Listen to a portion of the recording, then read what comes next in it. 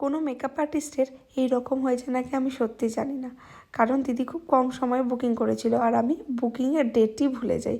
আমি এটাও পর্যন্ত ভুলে গেছিলাম যে আজকে আমার বুকিং আছে।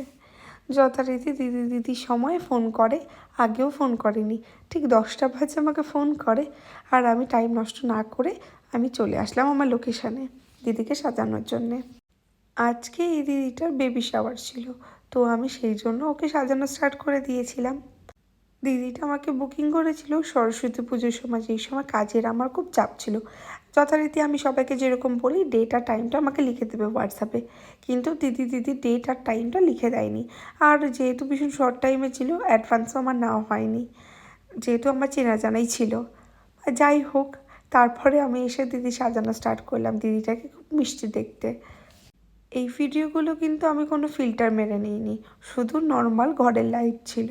আমি কিন্তু রিং লাইটও কোনো ক্যারি করিনি। দেখো দিদিকে কত সুন্দর দেখতে। আর এটা রয়েছে দিদির অন্নপ্রাশনের টিকলি, দেখো কত কিউট। আমি কখনো সচরাচর